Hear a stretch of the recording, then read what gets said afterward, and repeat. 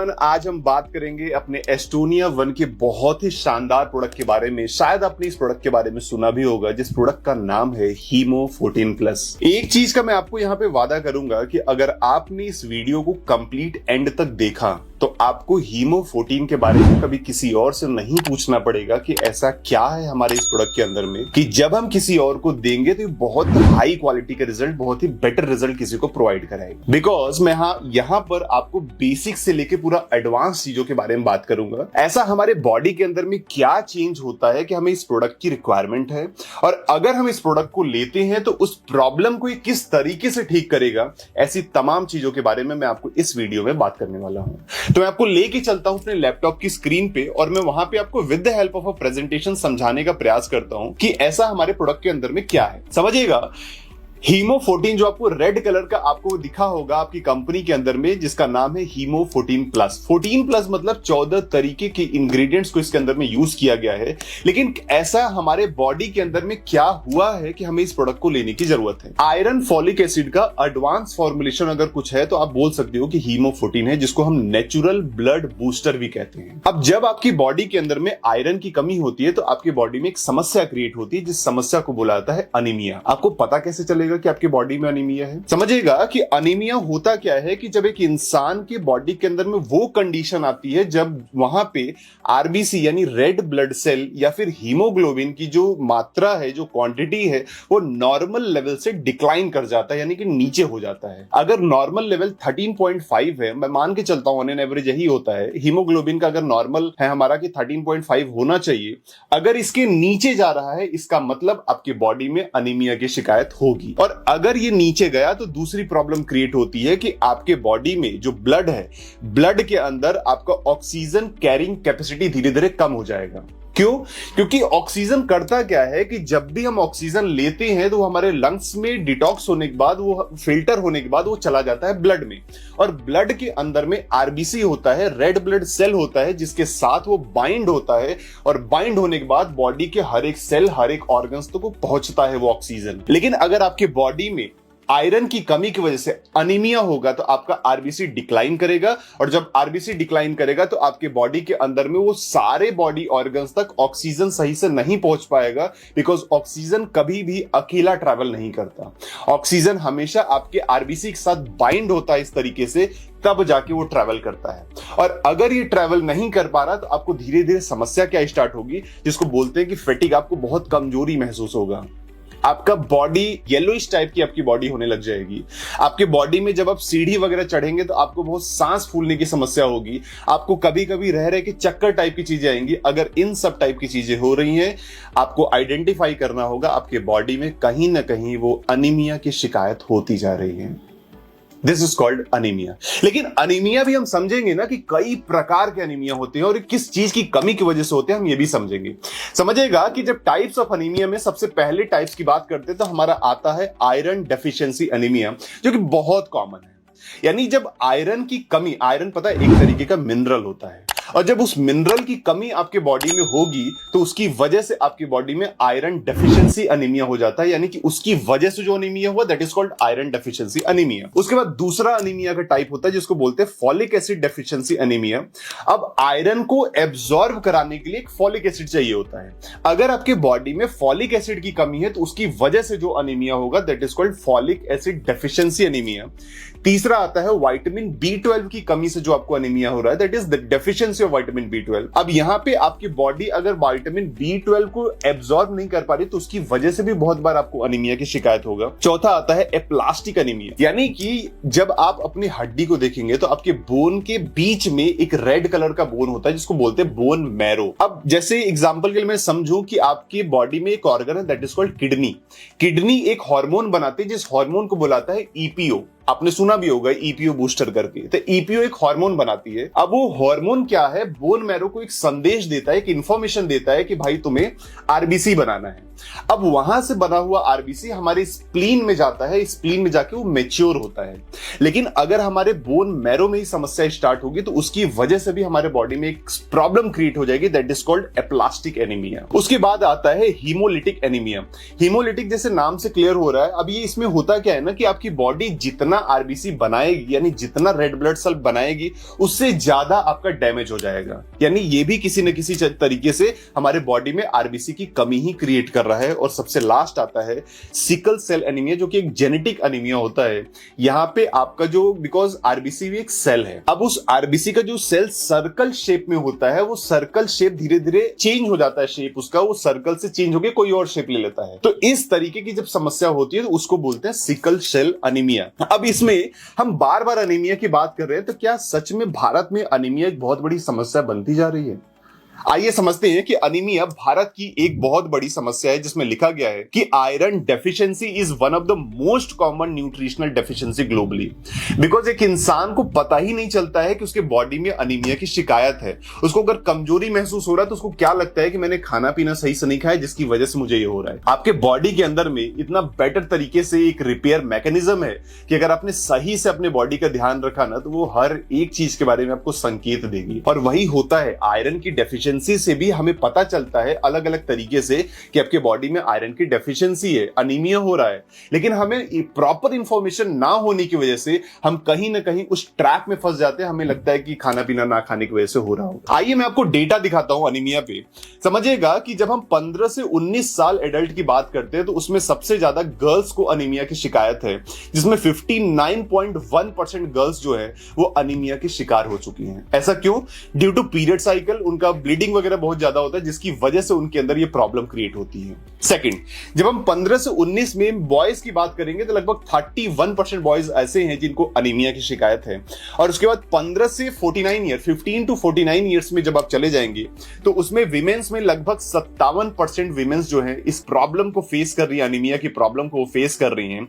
और लगभग pregnant women में 52% ये शिकायत होती जा रही है। और 15 से 49 में जब मैन कैटेगरी की आप बात करेंगे तो लगभग 25% जो प्रेवलेंस है वो आयरन की डेफिशिएंसी मैन में हो रही है। मतलब हुआ क्या कि सबसे ज्यादा जो आयरन की डेफिशिएंसी होती है वो हमारे फीमेल्स में होती है। तो हमें जो ध्यान रखना है वो हमें फीमेल्स का ध्यान रखना है। और ये जो डेटा है वो नेशनल फैमिली हेल्थ सर्वे का डेटा है, वहां से हमें पता चला है कि इतना ज्यादा प्रॉब्लम क्रिएट हो रहा है अनीमिया की वजह से। और जब हम आगे चलते हैं तो हमें एक चीज समझ में आता है कि अनीमिया हो तो रहा है, हमने पीछे का अनीमिया का कारण समझ लिया कि आयरन की डेफिशिएंसी की वजह से आरबीसी कम हो रहा है, जिसकी वजह से अनीमिया हो रहा है। लेकिन उसके अलावा और भी बहुत सारे कारण होते हैं, जिसमें सबसे पहला कारण तो आपको समझ में आ गया कि आयरन की डेफिशिएंसी। बिकॉज यार समझने का प्रयास करना है, आज की डेट में ना हवा शुद्ध है, ना खाना शुद्ध है, ना पानी शुद्ध है। आप सोचो आपकी बॉडी में वो मिनरल, वो आयरन का मिनरल कहां जा रहा है? पहले लोग खाना वगैरह बनाते थे आयरन की कढ़ाई वगैरह में, वहां से उनको आयरन मिल जाता था। बट आज की डेट में पुअर डाइट होने की वजह से, ब्लड लॉस होने की वजह से उनके बॉडी में वो न्यूट्रिशनल गैप होता जा रहा है। उनका ब्लीडिंग अगर किसी फीमेल्स का हो रहा है ड्यूरिंग द पीरियड, तो उसके बाद उनका डाइट इतना खराब है, वो फास्ट फूड की तरफ चले गए हैं, जिसकी वजह से कुछ लॉस हो गया। उसको तो पहले रिकवर करना चाहिए, वो भी रिकवर नहीं हो। This is the main reason कि आयरन की डेफिशिएंसी हो रही है, जिसके कारण अनीमिया की शिकायत हो रहा है। दूसरा, फॉलिक एसिड और विटामिन बी12 की बहुत बड़ी कमी होती जा रही है आज की डेट में। तीसरा, क्रॉनिक डिजीज जैसे किडनी। अगर आपको किडनी की समस्या है तो किडनी की समस्या में आपके बॉडी में ईपीओ हार्मोन नहीं बनेगा। अगर ईपीओ हार्मोन नहीं बना तो वो कभी भी बोन मैरो को इंफॉर्मेशन नहीं दे पाएगा कि भाई आरबीसी की रिक्वायरमेंट है, आप आरबीसी बना लो। अब अगर किडनी में समस्या है तो ये प्रोसेस ही अटक जाएगा, जिसकी वजह से आरबीसी की कमी होने लग जाएगी।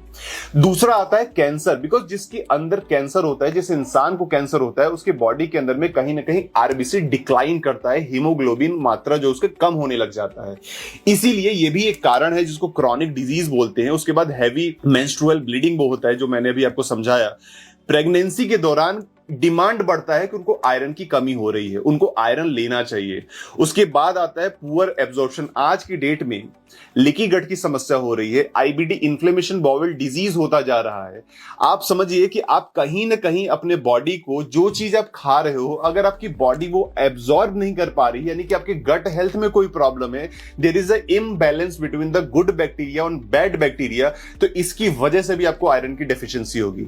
लीकी गट, आपका जो इंटेस्टाइन मेम्ब्रेन का इनर लेयर है वो भी कहीं ना कहीं डैमेज होता जा रहा है, बिकॉज हम इस तरीके की चीजों का सेवन कर रहे हैं जिसकी वजह से वो सब डैमेज हो रहा है, जहां से सारे के सारे बैक्टीरिया, सारे के सारे जो बैड चीजें होती है वो हमारा वहां से ट्रांसफर होकर हमारा ब्लड में चला जा रहा है, जिसकी वजह से आरबीसी की कमी होती है। यही कारण है कि अनीमिया यहां से भी हो जाता है। उसके बाद स्टार्ट होता है हमारा जेनेटिक, जो हमने अपना पीछे बात किया, सिकल सेल एनीमिया एक होता है, और लास्ट आता है बोन मैरो। अगर आपके बोन मैरो में ही समस्या होगी तो आपका तो आरबीसी ही नहीं बनेगा। अगर इन सब चीजों पे हमने ध्यान दिया तब जाके हम अनीमिया की शिकायत को, जो हम अनीमिया की प्रॉब्लम को फेस कर रहे हैं, उस प्रॉब्लम से हम बाहर निकल सकते हैं। जब हम देखते हैं कि बिकॉज जो ये एनीमिया है ये हमारा ब्लड के अंदर में आरबीसी की मात्रा जो कम होती है वहीं से हमें समझ में आता है।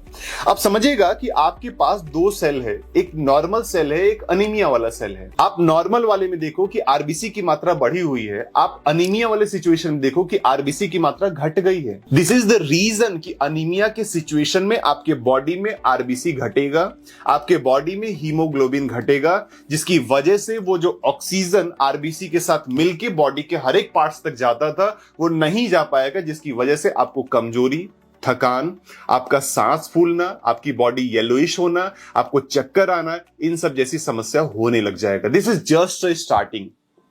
अगर ये सब हो आपको चेक कराना चाहिए आपके बॉडी में आयरन की कमी है कि नहीं है। लेकिन अनीमिया के साथ ना एक बहुत बड़ी और समस्या है, शायद आपको पता होगा कि इन्फ्लेमेशन नाम की एक समस्या है। इन्फ्लेमेशन होता क्या है, जिसको सिंपल से शब्दों में बोलते हैं कि सूजन हो जाना। हमारे बॉडी में ना फॉर एन एग्जांपल बहुत फाइन पार्टिकल्स के कैपिलरी होते हैं। जैसे हमारे जो हेयर है ना, एक हेयर जितना पतला होता है उन सब तरीके के बहुत सारे कैपिलरी होते हैं। अब उस कैपिलरी के अंदर भी हमारा ब्लड फ्लो करता है, लेकिन हमारा आज की डेट में हमारा टाइम पे खाना नहीं है, टाइम पे हमें सोना नहीं है, प्रॉपर जो 6-7-8 घंटे की नींद होती है वो हमें लेना नहीं है, उसके बाद डाइट हमारी अच्छी है नहीं, और अच्छी नहीं है उसके अलावा हम फास्ट फूड पे डिपेंड हुए पड़े हैं, हम चिप्स, कुरकुरे, चाउमीन, बर्गर पे डिपेंड है, जिसकी वजह से हमारे बॉडी के अंदर में प्रॉपर डाइट ना होने की वजह से बॉडी में एक समस्या खड़ी होती जा रही है जिसका नाम है इन्फ्लेमेशन। अब इन्फ्लेमेशन का अनीमिया से बहुत गहरा संबंध है। समझिएगा कि इन्फ्लेमेशन का अनीमिया से संबंध क्या है। क्रॉनिक इन्फ्लेमेशन में होता क्या है, जब आपकी बॉडी में इन्फ्लेमेशन हो गया तो इन्फ्लेमेशन एक साइटोकिन्स रिलीज करता है। अब साइटोकिन्स जब वो रिलीज होता है आपके बॉडी के अंदर में, तो साइटोकिन्स का काम होता है आपके आयरन के एब्जॉर्प्शन को ब्लॉक कर देगा। यानी अब आपने कई बार देखा होगा कि अब बाहर से दूसरी कंपनियों का आयरन लाके खा रहे हैं, लेकिन उसके बाद भी आपकी बॉडी में आयरन की कमी है। समझिएगा कि जब आयरन की कमी आपके बॉडी में है, आयरन खा रहे हैं, उसके बाद भी आपको फर्क नहीं पड़ रहा है, इसका मतलब क्या हुआ कि आपके बॉडी के अंदर में वो इन्फ्लेमेशन की समस्या बढ़ चुकी है। यानी साइटोकिन्स रिलीज हो रहा है जो आपके बॉडी में आयरन की एब्जॉर्प्शन को ब्लॉक किया हुआ है। आप कुछ भी आयरन खा लीजिए, वो आपका जाके एब्जॉर्ब ही नहीं हो पाएगा, जिसकी वजह से आप खा तो रहे हो लेकिन आपको रिजल्ट ही नहीं आ रहा है। This is the main reason of inflammation. उसके साथ साथ ये क्या करता है कि रेड ब्लड सेल के प्रोडक्शन को सप्रेस कर देता है, यानी कि दबा देता है। यानी कि बोन मैरो पे हमारा काम क्या होता है कि आरबीसी बनाना है, लेकिन आरबीसी वो धीरे धीरे सप्रेस हो जाता है जब हमारे बॉडी के अंदर में इन्फ्लेमेशन बढ़ा होगा, सूजन बढ़ी होगी। तो अगर हमारे बॉडी में इन्फ्लेमेशन बढ़ा है तो आप भूल जाओ कि आप आयरन खा रहे हो नॉर्मल की कोई भी लेके, तो आपकी बॉडी में एब्जॉर्ब होगा। दिस इज द रीजन कि आप खाते भी हो तब भी आपको रिजल्ट नहीं आता, क्योंकि इन्फ्लेमेशन बढ़ा हुआ है। साथ ही साथ एक हेप्सिडिन नाम का एक हार्मोन होता है जो आपके आरबीसी यानी आयरन को वो स्टोरेज करके रख लेता है, वो उसको यूज ही नहीं होने देता, उसको अनअवेलेबल कर देता है कि वो यूज हो पाएगा। और ये सब कुछ किस वजह से हो पा रहा है? सिर्फ और सिर्फ आपके इन्फ्लेमेशन की वजह से, आपके बॉडी में जो सूजन आ चुकी है आपके इनप्रॉपर डाइट की वजह से। तो इतना बेसिक इंफॉर्मेशन की वजह से हमें नहीं पता होता, हम लैक ऑफ डाइट में चले जाते हैं, हम जो हमें मन करता है वो खाते हैं। हमें लगता है एक दिन खाने से क्या हो रहा है यार, बॉडी के बाहर जो हमें दिखने से समझ में आ रहा है ना, बॉडी के अंदर वो चीज नहीं है।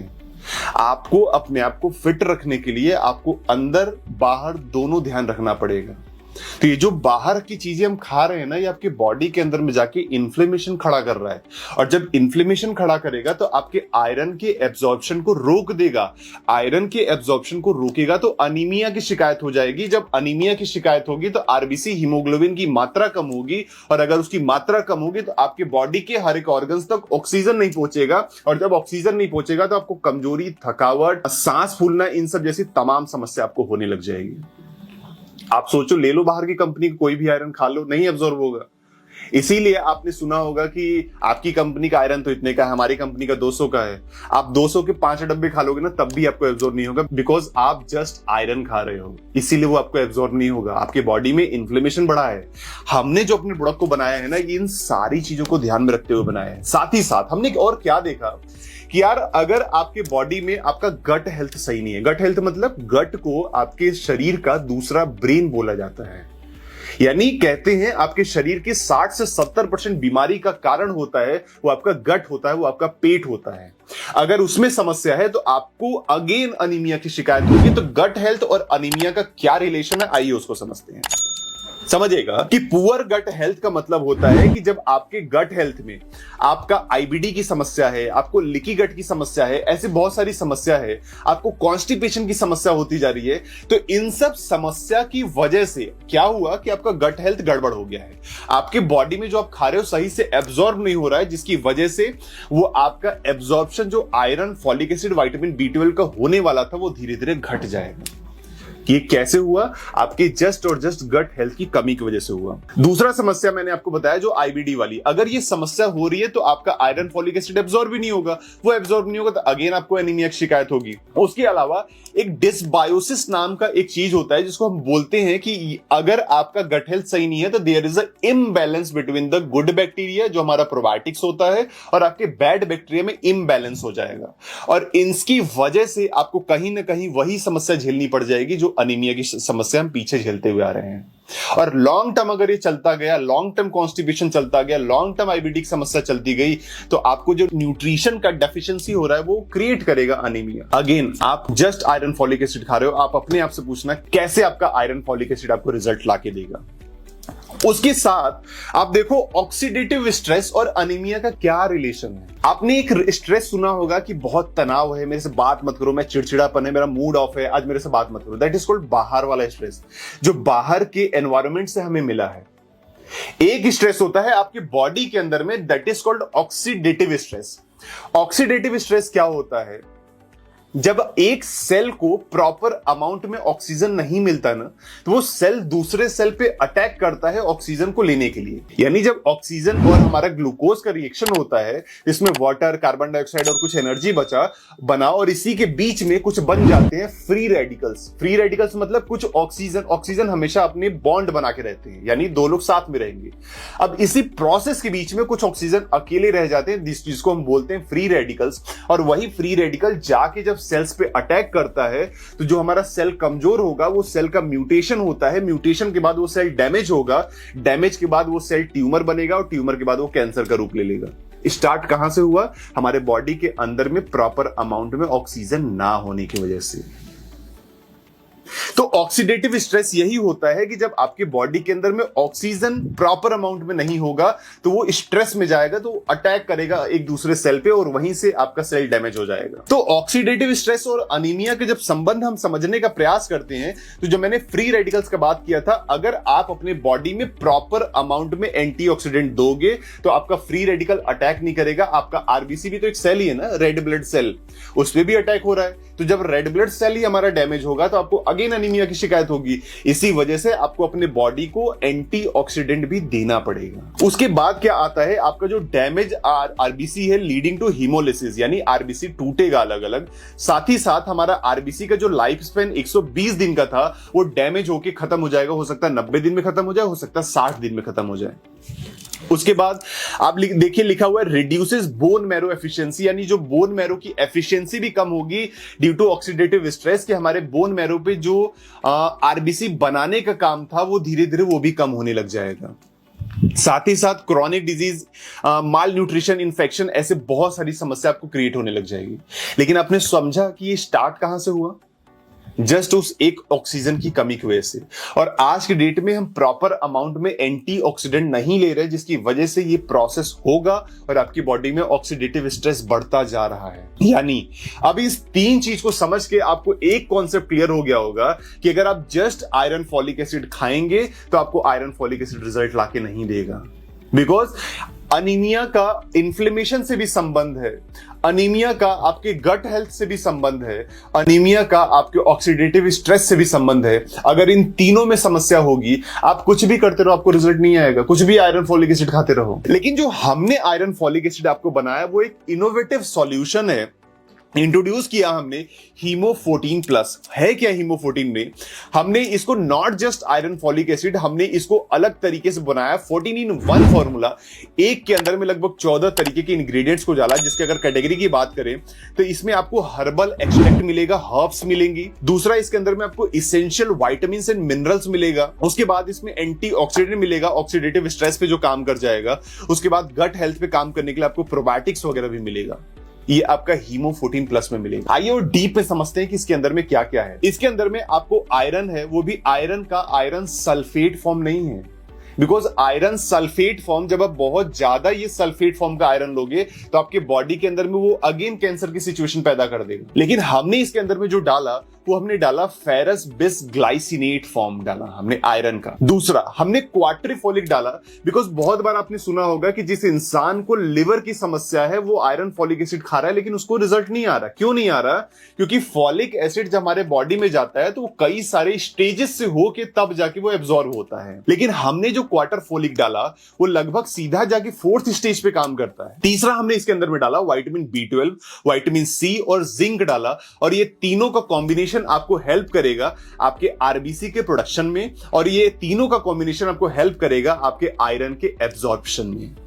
यानी आयरन प्रोड्यूस हो गया और आपका अब आयरन एब्जॉर्ब भी हो रहा है। आरबीसी प्रोड्यूस हो गया और आपका आयरन एब्जॉर्ब हो रहा है। उसके साथ हमने इसके अंदर में मैग्नीशियम डाला, वो भी मैग्नीशियम का ग्लाइसिनेट फॉर्म डाला। Vitamin B12, beetroot, moringa, spinach और क्वाट्रिफोलिक डाला। ये सब आपको ईपीओ यानी कि आपको जो किडनी से जो हार्मोन निकलता है ईपीओ, उसको बूस्ट करने का काम करेगा। और तीसरा, हमने इसके अंदर विटामिन B3, B6, B12 और जिंक, मैग्नीशियम हेल्प करेगा आपको एनर्जी में, वाइटलिटी में और न्यूरोलॉजिकल हेल्थ में आपको हेल्प करेगा। और ट्रांस रेस्वरेट्रॉल डाला, beetroot, moringa, spinach, pomegranate, vitamin C और जिंक डाला, जो आपके इम्यूनिटी, एंटीऑक्सीडेंट और एंटी एजिंग इफेक्ट लाके देगा। अब एक एक करके ना हम अपने इंग्रेडिएंट्स की इनसाइट्स को समझते हैं कि ऐसा क्या है हमारे इंग्रेडिएंट के अंदर में। अब इंग्रेडिएंट में जो हमने सबसे पहला बात किया कि क्वाट्रिफोलिक का हमने फॉलिक एसिड डाला है। समझिएगा एक चीज कि आप किसी भी कंपनी का आयरन दे दो, लेकिन उस आयरन को एब्जॉर्ब कराने के लिए आपको फॉलिक एसिड देना पड़ेगा। अब फॉलिक एसिड अगर आप कुछ भी दोगे तो वो कई सारे स्टेज में टूटता है, लेकिन हमने जो आपको फॉलिक एसिड दिया वो क्वाट्रिफोलिक नाम का पेटेंटेड फॉलिक एसिड दिया, जो कि सीधा 4th जनरेशन का फोलेट है, जिसको 5-MTHF जाके स्टेज पे जाके वो एब्जॉर्ब होगा, जिसको मिथाइल टेट्राहाइड्रोफोलेट बोलते हैं। यानी आपके बॉडी में जाके वो लिवर में अलग अलग स्टेज में ब्रेकडाउन नहीं होगा, वो सीधा आपको MTHF फॉर्म मिलेगा उसका। इसलिए हमने क्वाट्रिफोलिक का पेटेंटेड कॉन्सेप्ट दिया। लिखा हुआ है कि it is immediately usable by the body unlike synthetic folic acid which needs conversion. जो सिंथेटिक फॉलिक एसिड आप लोगे उसमें कन्वर्जन की जरूरत पड़ेगी, लेकिन इसमें नहीं जरूरत पड़ेगी। उसके साथ साथ हाईली बायो अवेलेबल है, बेटर एब्जॉर्ब होता है, क्लिनिकली प्रूवन हो चुका है। आपके जो अनमेटाबोलाइज्ड फॉलिक एसिड है उसको रिड्यूस करेगा।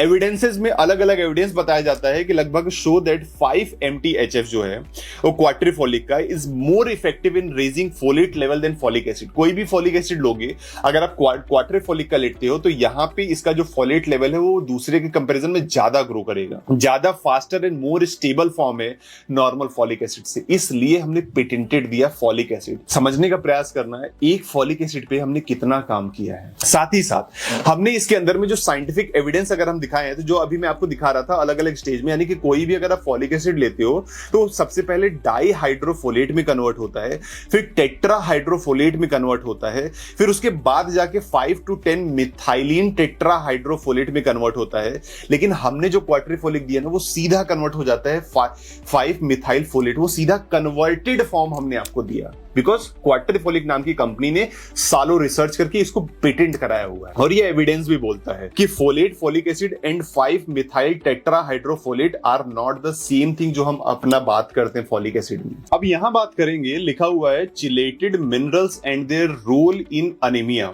होता क्या है कि जब आप बाहर से जो आयरन लेते हैं, that is iron in sulphate form, जो कि आयोनिक फॉर्म में होता है। जब आप आयरन सल्फेट लेते हैं तो वो आयोनिक फॉर्म में होता है, और जो बाहर का जो आयरन होता है मोस्ट ऑफ द टाइम आपको आयरन सल्फेट मिले, जो कि आयोनिक फॉर्म में होता है। आपने सुना भी होगा कि लोग कहते हैं कि इतना चाय मत पियो, नहीं खून की कमी हो जाएगी, ये हो जाएगा। आयरन को सीधा आपकी स्टूल के थ्रू पास कर देगा, आपकी बॉडी में वो एब्जॉर्ब भी नहीं होने देगा, बिकॉज आयोनिक फॉर्म में है। हमारी कंपनी रिसर्च पे काम करती है, तो हमने आयोनिक फॉर्म नहीं, कॉन्जुगेटेड फॉर्म दिया, जिसको एक चिलेटेड टेक्नोलॉजी बोला जाता है। हमने आयरन को बाइंड करवाया, हमने कॉन्जुगेट करवाया, जिसको बोला जाता है अमीनो एसिड। यानी कि आपको जो इस कंपनी का आयरन मिलेगा वो ग्लाइसिनेट फॉर्म में मिलेगा। अब इससे बेनिफिट क्या होगा कि जो आयरन का आपको ग्लाइसिनेट फॉर्म मिलेगा वो आपको 2 से 4 गुना ज्यादा बायो अवेलेबल होता है, यानी कि जाके आपकी बॉडी में जब आप खाएंगे तो ज्यादा एब्जॉर्ब होगा, 2 से 4 गुना ज्यादा एब्जॉर्ब होगा। उसके साथ साथ लिखा हुआ है आपके हीमोग्लोबिन सिंथेसिस को बढ़ा देगा, आपके डाइजेशन, जो सेंसिटिव डाइजेशन होता है उसमें भी हेल्प करेगा कि वो उसमें जाके एब्जॉर्ब हो सके। बिकॉज बहुत हद तक क्या होता है, जिसका डाइजेशन सही नहीं होता, आयरन सल्फेट तो वैसे भी बाईपास हो जाता है, लेकिन ये वाला जो आप हीमो14 लेंगे, इसमें अगर आपका डाइजेशन सेंसिटिव है, आपका आयरन एब्जॉर्प्शन बहुत पुअर है, तब भी आपको ये आइडियल है, तब भी आप इसको यूज कर सकते हैं। That is called iron ferrous bisglycinate form. उसके साथ साथ हमने जो इसके अंदर में मैग्नीशियम डाला, वो भी हमने वही कॉन्जुगेटेड फॉर्म डाला, यानी कि मैग्नीशियम भी ग्लाइसिनेट फॉर्म में मिलेगा, जो कि हाईली बायो अवेलेबल होता है। बायो अवेलेबल बार बार आ रहा है ना, समझिएगा बायो अवेलेबल क्या होता है कि जब कोई भी चीज आप खाते हैं अपने माउथ के थ्रू, जब वो आपके पेट में जाता है तो आपके पेट में जाके वो एब्जॉर्ब कितना हो रहा है, that is called bio availability. तो मैग्नीशियम ग्लाइसिनेट ज्यादा बायो अवेलेबल होता है, आपके स्टमक पे बहुत जेंटल, यानी कि बहुत ज्यादा इफेक्ट क्रिएट नहीं करता है। साथ ही साथ आपका चिलेटेड फॉर्म जो मैग्नीशियम का है वो बेटर एब्जॉर्प्शन देगा, अलग अलग रेड ब्लड सेल का प्रोडक्शन बढ़ेगा, ऑक्सीजन का ट्रांसपोर्ट जो हर एक सेल्स तक, हर एक बॉडी के ऑर्गन्स तक है, वो सब आपका बढ़ेगा। और जो आपका फैटिग होता था, कमजोरी होती थी, मसल्स में अकड़न होती थी, वो सारा समस्या मैग्नीशियम ग्लाइसिनेट फॉर्म आपका दूर करेगा। और इसके ऊपर अलग अलग एविडेंसेस हैं जो बताया जाता है कि कितना आपका बायो अवेलेबल है। पूरा आप रिसर्च देखेंगे तो अलग अलग रिसर्च बताया जाता है कि आयरन का ग्लाइसिनेट फॉर्म ही आपके बॉडी में जाके बहुत बेटर क्वालिटी रिजल्ट प्रोवाइड कर सकता है। इसीलिए हमने आपका आयरन ग्लाइसिनेट फॉर्म यूज किया। हमने जो इसके अंदर में एंटीऑक्सीडेंट यूज किया, सबसे पहले विटामिन सी यूज किया, बिकॉज हमें पता था कि आपके हीम, जो नॉन हीम आयरन है, उसका 2 से 3 गुना एब्जॉर्प्शन बढ़ाता है। ट्रांस रेस्वेराट्रॉल यूज किया, बिकॉज हमें पता था बहुत बेटर क्वालिटी का एंटीऑक्सीडेंट होता है। हमने ये सब यूज किया ये करने के लिए, बिकॉज हमें पता है विटामिन सी और ट्रांस रेस्वेराट्रॉल एक तरीके का एंटीऑक्सीडेंट है, जो क्या करेगा आपके बॉडी के अंदर में जाके, जो आपको याद होगा हमने पीछे जो डिस्कस किया ऑक्सीडेटिव स्ट्रेस के बारे में, वो यही खत्म करेगा। ये आपका आपके आरबीसी को प्रोटेक्ट करके रखेगा, आपके आयरन के एब्जॉर्प्शन को बढ़ाएगा, इन्फ्लेमेशन रिलेटेड जो अनीमिया है उसको भी खत्म करेगा, और आपकी बोन मैरो और आरबीसी के प्रोडक्शन को बढ़ा देगा एंटीऑक्सीडेंट की वजह से। हमने जो इसके अंदर में प्रोबायोटिक्स डाला, आप सोचिए कि आपकी बॉडी में अगर गट हेल्थ में प्रोबायोटिक्स नहीं है तो आपको अलग अलग प्रॉब्लम होगी, तो उसको भी ठीक रखने के लिए, आपका गट हेल्थ सही रहे, इंटेस्टाइन का इनर लाइनिंग ठीक रहे, वो सारी चीजें ठीक रहेंगे। अगर डैमेज भी हुआ है तो हमने प्रोबायोटिक्स दिया कि वो रिपेयर हो सके, बिकॉज इंटेस्टाइन का इनर लाइनिंग भी अगर गड़बड़ है ना, तब भी आपका आयरन सही एब्जॉर्ब नहीं होगा। हमने इसीलिए इतना फाइन चीजों पे काम किया है। हमने प्रोबायोटिक्स दिया बिकॉज हमें पता था कि ये आपके बॉडी के अंदर में फेरेटिन को इंक्रीज कर देगा, आपका हीमोग्लोबिन लेवल बढ़ा देगा। अलग अलग स्टडी बताती है कि गट हेल्थ आयरन एब्जॉर्प्शन को सही करेगा, आपके इन्फ्लेमेशन को रिड्यूस करेगा, गट लाइनिंग जो भी मैंने आपको बताया उसको रिस्टोर करेगा, ठीक करेगा, मतलब आपका जो गुड बैक्टीरिया और बैड बैक्टीरिया है उसका बैलेंस बना के रखेगा। अलग अलग लेवल पे ये आपका काम करता है। साथ ही साथ इसके अंदर हमने जो हर्ब्स डाली है वो आपके नेचर का एक जो सॉल्यूशन है, जो नेचर हमें देता है। हमने इसके अंदर में जो आपका मोरिंगा हमने डाला, क्यों? क्योंकि प्लांट बेस आयरन होता है, विटामिन सी है, एंटीऑक्सीडेंट है। बिकॉज बहुत बार क्या होता है, हर्ब्स है ना, हर्ब्स के अंदर ही वो सारी चीज पाई जाती है, इसलिए हमने इसके अंदर में हर्ब्स भी ऐड किया हुआ है। पहला हो गया आपका मोरिंगा हो गया, जो कि रिसर्च भी बताता है कि ये आपका अनीमिया का केस रिड्यूस करता है। इसके अंदर में स्पिनिच डाला, जो कि आप पालक वगैरह बोलते हैं, वो भी इसके अंदर में डाला गया है, जो आपका आयरन आयरन को इंक्रीज करता है, फॉलेट को इंक्रीज करेगा, क्लोरोफिल आपको बढ़ाएगा।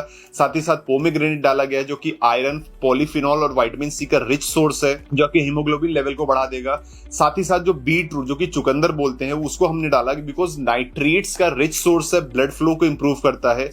काली मिर्च के अंदर में जो पाया जाता है बायोप्रीन, हमने वो इसके अंदर में डाला बिकॉज हमें पता है proven to enhance nutrition absorption by up to 30%, आपका न्यूट्रिशन के एब्जॉर्प्शन को बढ़ा देगा। ये सब कुछ हमने इसके अंदर में डाला हुआ है। अब आगे देखिएगा कि जो हमने पीछे देखा उसका साइंटिफिक एविडेंस भी हमारा अलग अलग है और हर एक चीज को लेके, मोरिंगा को लेके अलग रिसर्च बताया गया है। पोमेग्रेनेट जूस को लेके, यानी अनार का जूस जो है उसका एक अलग रिसर्च है। साथ ही साथ जो हमने बीट रूट की बात किया, बीट रूट पे हमारा अलग रिसर्च है कि किस तरीके से ये हमारे बॉडी में आयरन, अनीमिया वाली जो समस्या है वो सबको कैसे दूर कर सकता है, ये सब जो हर्बल पार्ट्स होते हैं। साथ ही साथ हमारा जो ओवरऑल कॉम्बिनेशन निकला हमारे हीमो14 का, आपके ईपीयू को बूस्ट करेगा। ईपीयू होता क्या अभी आगे समझते हैं। आपके फेटिक लेवल को रिड्यूस करेगा, आपके हीमोग्लोबिन लेवल को बढ़ाएगा, आपको जो आयरन की डेफिशिएंसी का रिस्क होता जा रहा है उसको ठीक करेगा।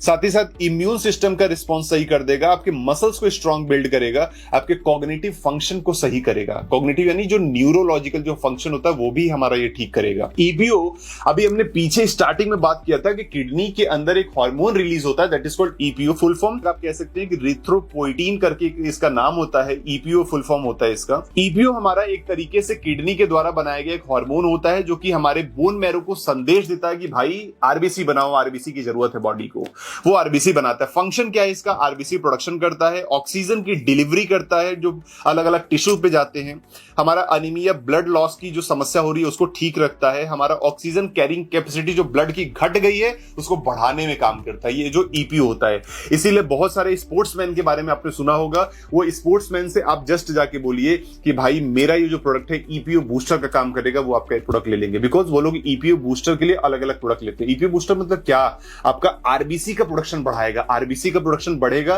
तो जो थकावट है, जो सांस फूलने वाली समस्या है, थोड़ा सा दूर आप चढ़ रहे हैं सांस फूलने लग रही है, थोड़ा सा स्टेयर्स चढ़ रहे हैं तो आपकी सांस फूलने लग जा रही है, थकावट हो रहा है, चक्कर आ रहा है, ये सारी समस्या एक झटके में दूर कर देगा। इसलिए इसके अंदर में ये सारा चीज डाला गया है। साथ ही साथ जो ईपीओ बूस्टर है, ईपीओ बूस्टर के लिए आपका बीटरूट है, इसके अंदर में मोरिंगा है, मैग्नीशियम ग्लाइसिनेट फॉर्म जो है वो भी ईपीओ बूस्टर का काम करेगा, स्पिनिच, पोमग्रेनेट है और जिंक और विटामिन बी जो डाला गया है वो आपका ईपीओ बूस्टर का काम करेगा। समझिए वाई हीमो14, हीमो14 ही क्यों लेना, आयरन फॉलिक एसिड हम मार्केट से क्यों नहीं ले सकते।